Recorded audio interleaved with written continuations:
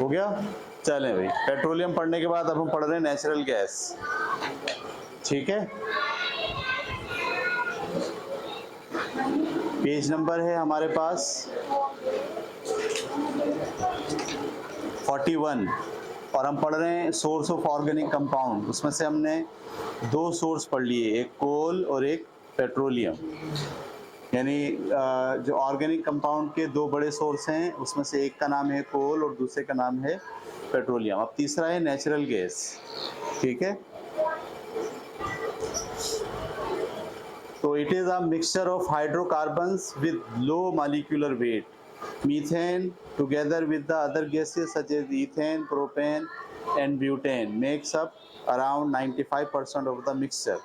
It has a similar origin to coal and petroleum. As a result, it is discovered with their deposits. Natural gas is utilized as a fuel in both household and industries. Compressed natural gas (CNG) is utilized as a fuel in car. Carbon black and fertilizers are also made for natural gas. तो सबसे पहले ये समझना चाहिए कि natural gas का जो बड़ा रिसोर्स है, जो ऑर्गेनिक कंपाउंड का जो बड़ा रिसोर्स है वो नेचुरल गैस है। ठीक है, नेचुरल गैस होती क्या है? असल में नेचुरल गैस कार्बन हाइड्रोकार्बन के जो लो मॉलिक्यूल होते हैं, जैसे मीथेन जिसमें एक कार्बन है 4 हाइड्रोजन है, ईथेन जिसमें 2 कार्बन है और 6 हाइड्रोजन है, प्रोपेन, ब्यूटेन, ये यहाँ तक के जो मॉलिक्यूल हैं, इनका जो मिक्सचर होता है उसी को हम कहते हैं नेचुरल गैस। हमारे यहाँ उसे कहते हैं सुई गैस। सुई गैस इसलिए कहते हैं कि वो बलूचिस्तान में जिस इलाके से निकली है उसका नाम है सुई। सही है, जैसे हम कहते हैं ना उई उई सुई, सही है। तो सुई हमारा मुकाम है जहाँ से गैस निकली, इसीलिए हम उसको क्या बोलते हैं? सुई गैस। लेकिन असल में वो सुई गैस क्या है? वो दरअसल मिक्सचर है 3, 4, 5 टाइप की गैस का। उसमें सबसे ज़्यादा मिकदार में 95% मीथेन है, बाकी उसमें ब्यूटेन भी है, प्रोपेन भी है, ईथेन भी है। ठीक है, इसका एक मिक्सचर होता है। ये जो गैस होती है फ्यूल के तौर पर इस्तेमाल होती है घरों में और इंडस्ट्रीज़ में भी। सही है, और इसके साथ साथ जो है वो जो सीएनजी है वो इसी गैस को कंप्रेस किया जाता है बहुत ज़्यादा। यानी आम जो घरों में एलपीजी गैस है वो सुई गैस है, लेकिन अगर इसी गैस को कंप्रेस कर दिया जाए, बहुत पिचका दिया जाए, तो वो पिचकने के बाद हल्की सी लिक्विड हो जाती है। क्या हो जाती है? Liquid.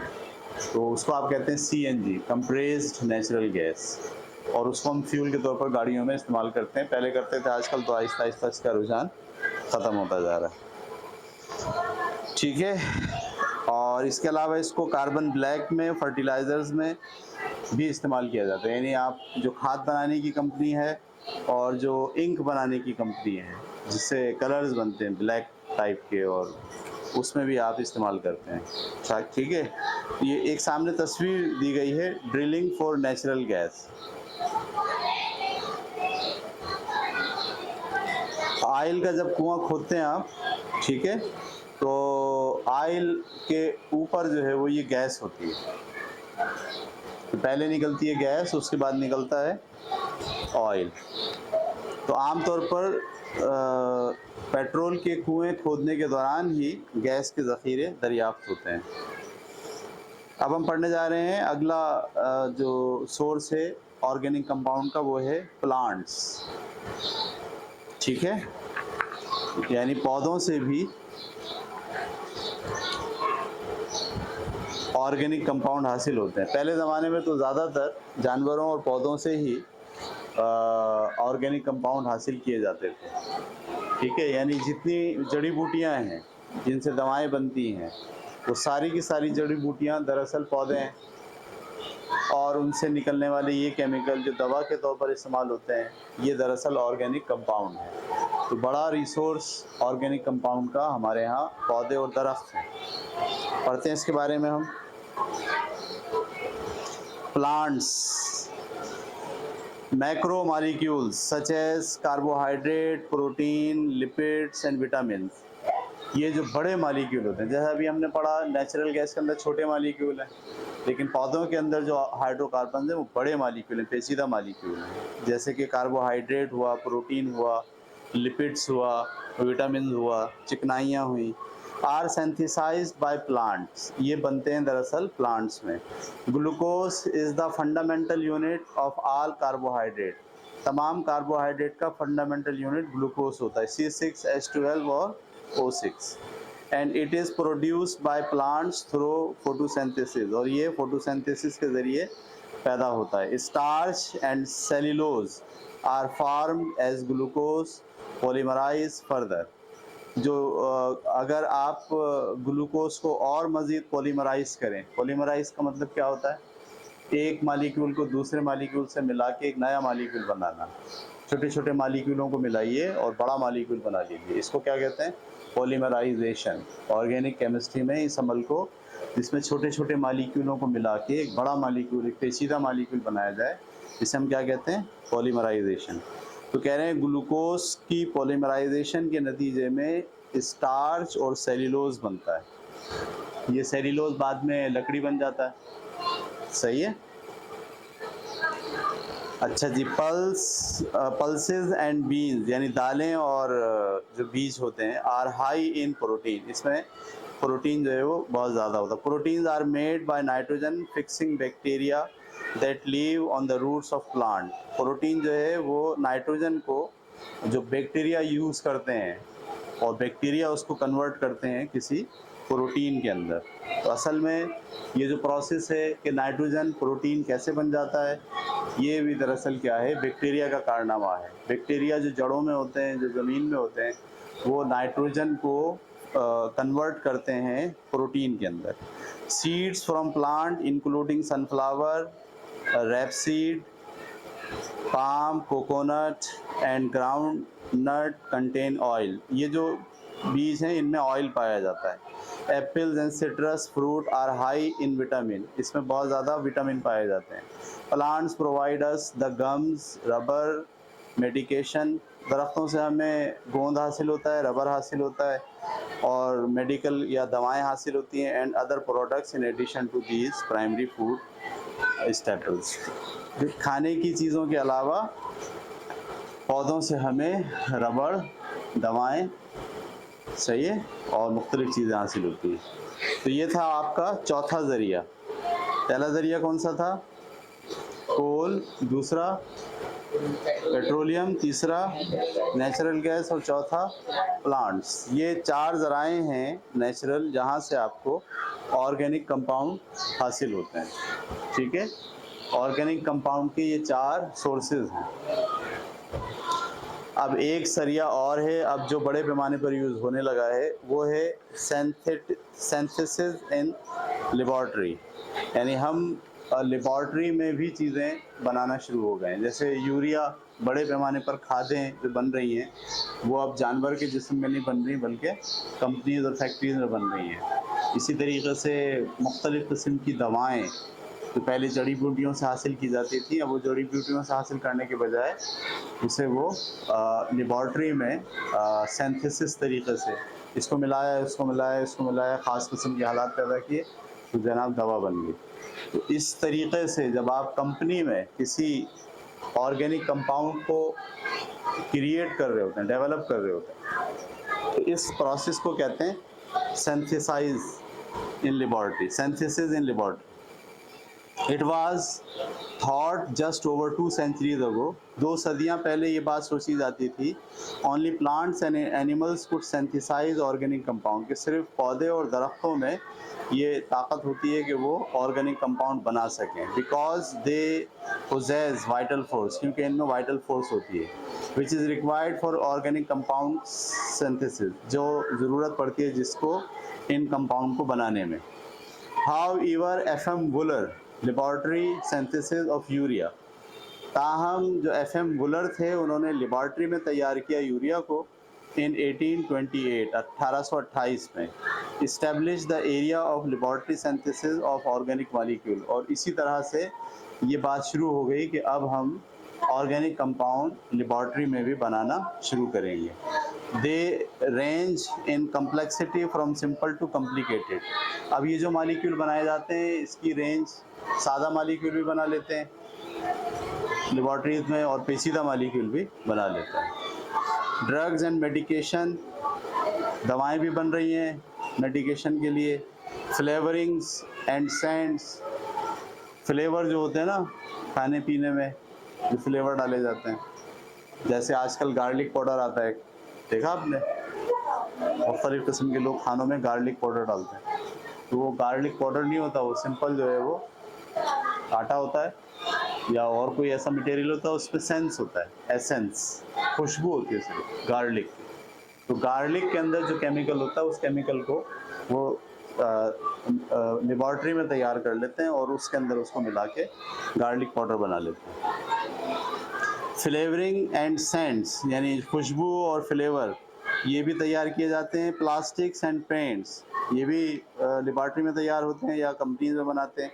Synthetic fibres and rubber, synthetic fibre, fibre किसे कहते हैं, धागे को कहते हैं। तो पहले तो धागा कपास से बनता था, रुई से, पहले रुई को प्रोसेस के ज़रिए धागे में कन्वर्ट करेगा, फिर धागे से जो है वो कपड़ा बनेगा।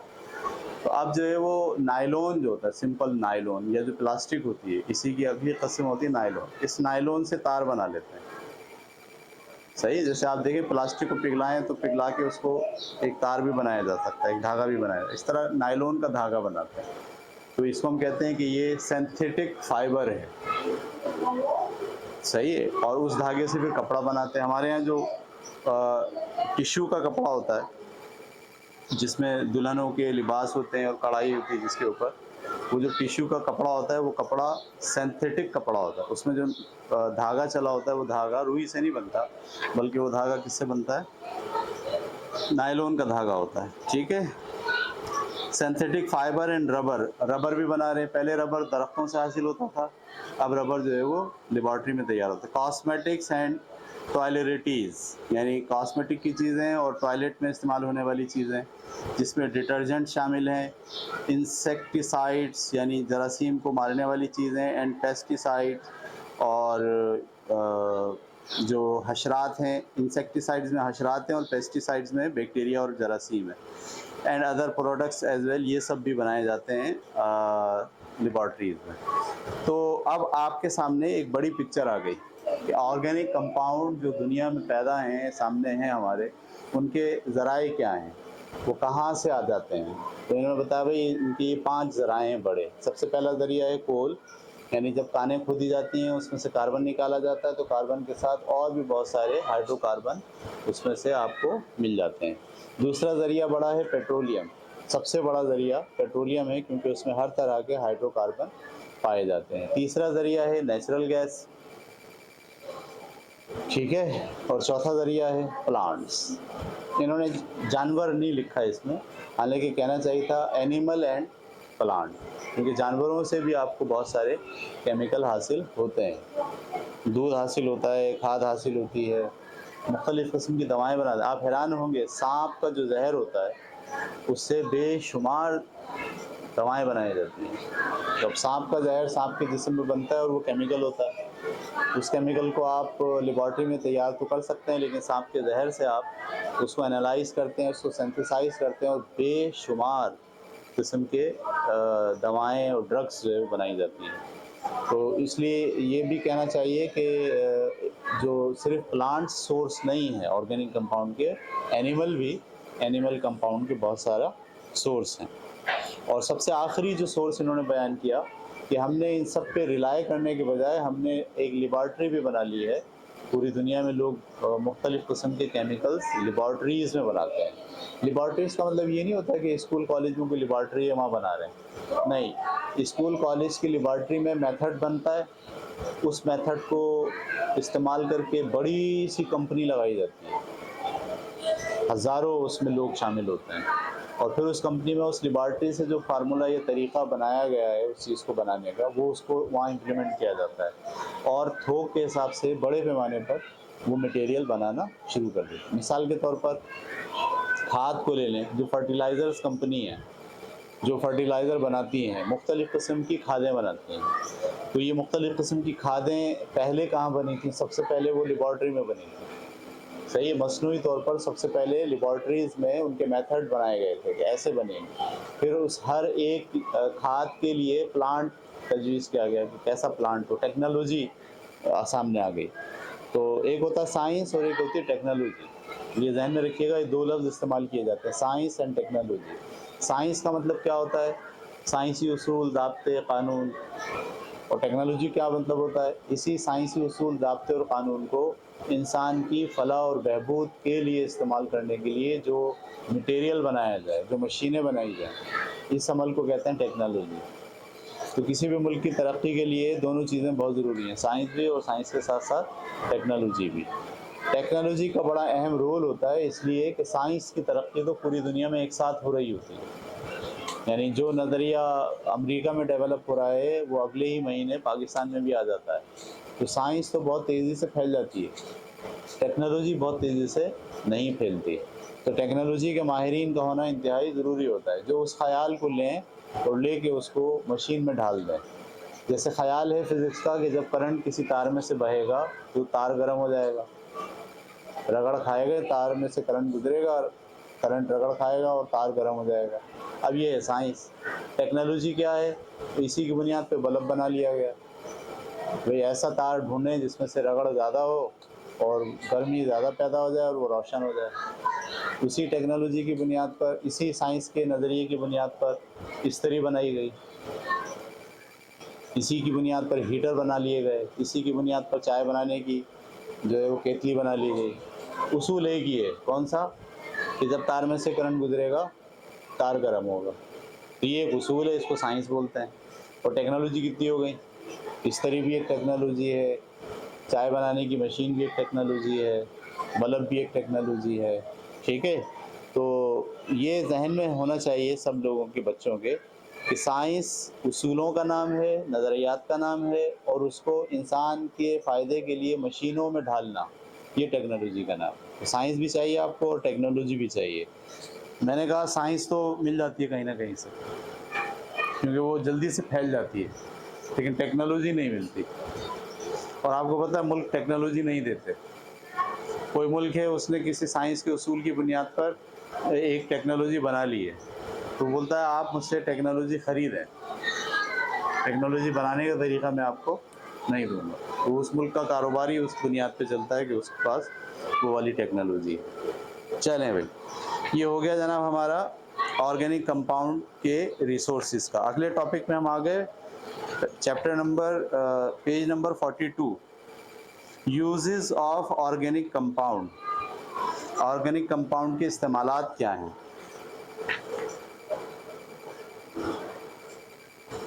तो भाई जितने हमने इम्पॉर्टेंट ऑर्गेनिक कंपाउंड पढ़े वो सब दरअसल इंसानी ज़िंदगी के लिए अहम है।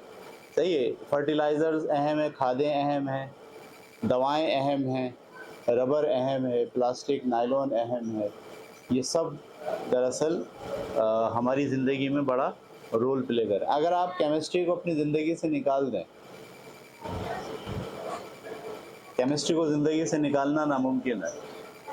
आज हम जब अपने इर्द गिर्द चीज़ें देखते हैं तो आपको ये हैरानगी होती है कि हर चीज़ केमिस्ट्री की वजह से आपके पास खड़ी है। सही है, आप जो कपड़े पहने हैं वो केमिस्ट्री की मरहून मिन्नत हैं। सही है, मतलब उस पर जो रंग चढ़ा है, मुख्तलिफ़ किस्म के कलर जो बने हैं, शेड्स बने हैं, केमिस्ट्री की वजह से हैं।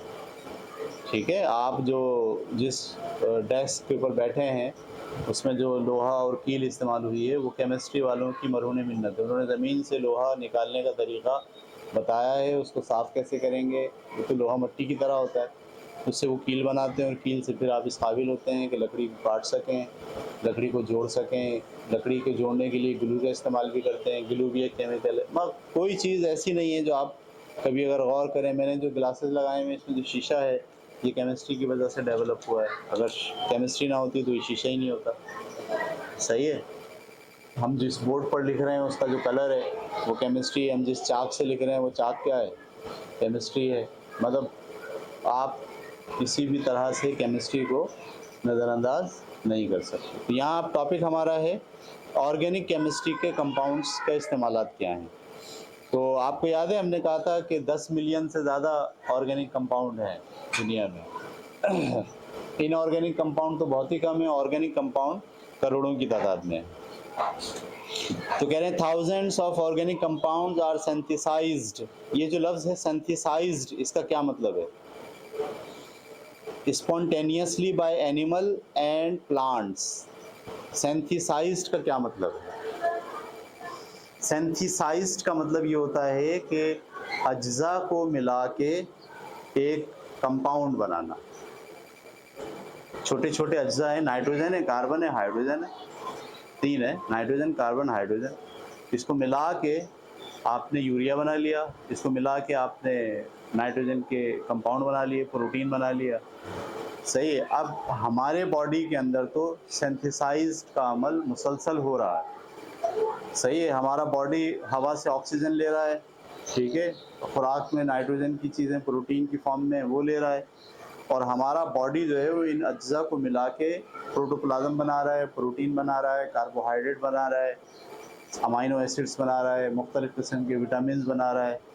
सही है। तो ये जो सिंथेसाइज का अमल हो रहा है, यानी अज्जा को मिला के केमिकल बनाना, छोटी छोटी चीज़ों को मिला के बड़ा सा मालिक्यूल बना लेना, इसको क्या कहते हैं आप? Synthesized.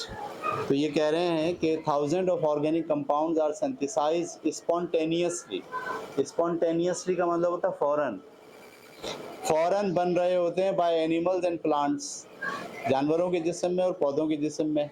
But scientist prepare millions of organic compounds in lab as well.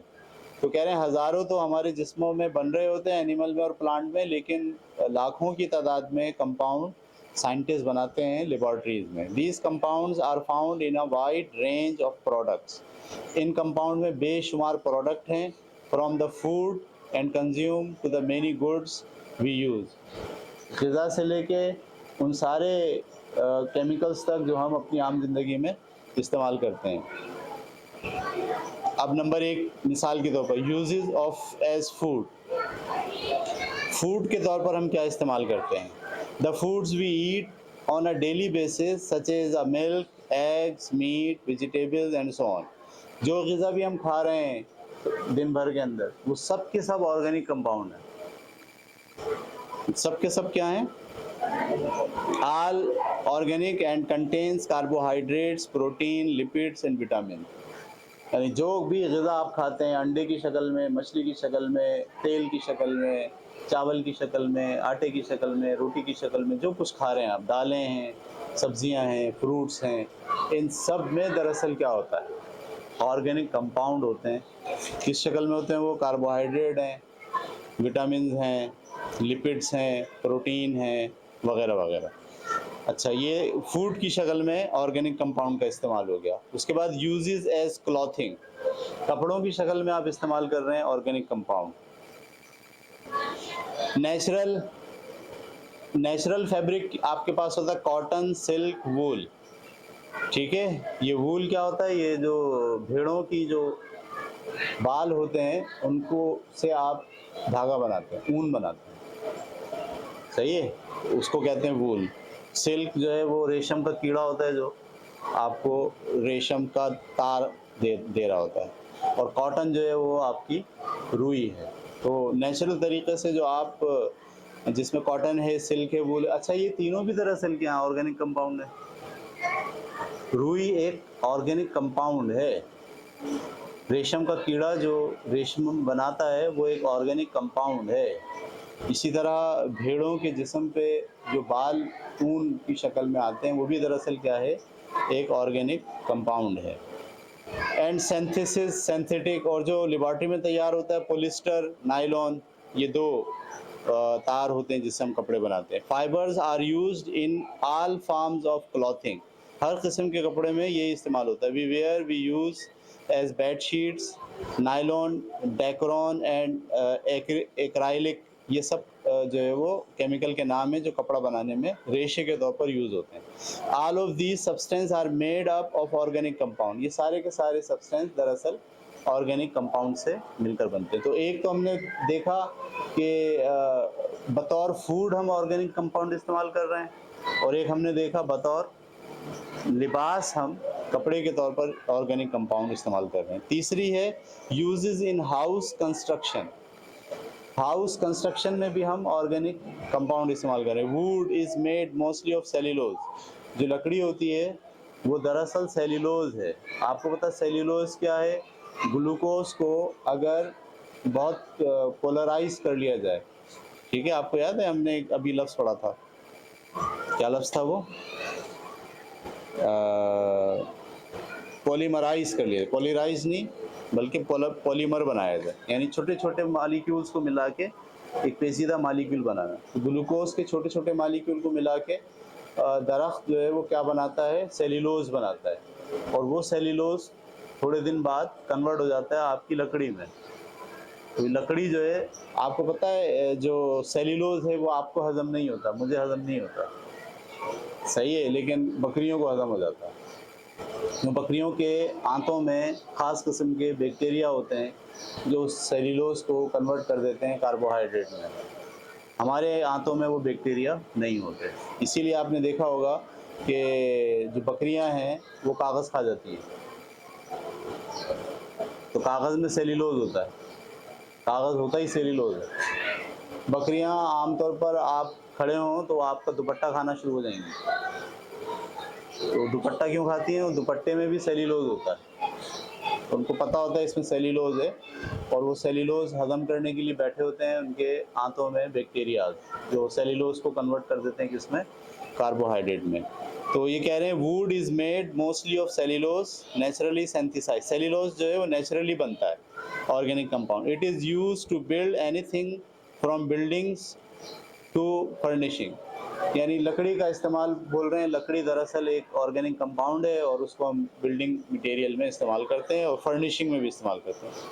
Table, कुर्सियाँ, फर्नीचर, बेड्स ये वगैरह बनाते हैं। यूज़ एज फ्यूल, अब फ्यूल के तौर पर इस्तेमाल। Coal, petroleum and natural gas are the fuels we use in our cars and in our home. These are referred to as fossil fuel. These are all organic compounds. बतौर fuel के भी हम organic compound use करते हैं। Medical application, बतौर medical we employ a significant variety of organic compound naturally generated by plants as medication or antibiotics which suppress or kill bacteria that cause infection, disease, and other life-saving medication and treatments as manufactured in laboratories.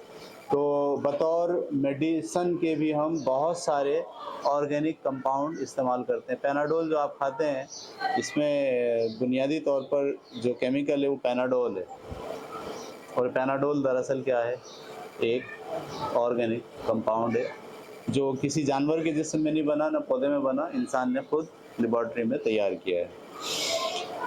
और उसके बाद कहते हैं as a raw material भी हम इस्तेमाल कर। Organic compound are use to make a wide range of product, यानी छोटे ऑर्गेनिक कंपाउंड्स को रॉ मटेरियल के तौर पर इस्तेमाल करना और बड़े और नए किस्म के ऑर्गेनिक कंपाउंड बनाना। ये तो पेट्रोलियम की सनत में यही हो रहा होता है। जो पेट्रोलियम ज़मीन से निकलता है उसमें छोटे मालिक्यूलों को निकाल के अलग कर लेते हैं और उनको फिर मिला के प्लास्टिक बनाते हैं, रबर बनाते हैं। ये प्लास्टिक रबर नॉर्मल तरीक़े से नहीं हासिल किए जाते, बल्कि सिंथेसिस तरीक़े से हासिल किए जाते हैं। तो ऑर्गेनिक कंपाउंड को बतौर रॉ मटेरियल के, रॉ मटेरियल समझते हैं आप? जैसे पकोड़े बनाने के लिए रॉ मटेरियल क्या है? बेसन है, पानी है, प्याज है, ज़ीरा है, हरी मिर्च है, तेल है, ये सब क्या है? Raw material. रॉ मटेरियल का मतलब वो अज्जा जिसको मिलाकर आप क्या करेंगे? नई चीज़ बनाएंगे। तो किसी बड़े केमिकल को बनाने के लिए हाइड्रोकार्बन्स को या ऑर्गेनिक कंपाउंड को बतौर रॉ मटेरियल भी इस्तेमाल किया जाता है। बस भाई।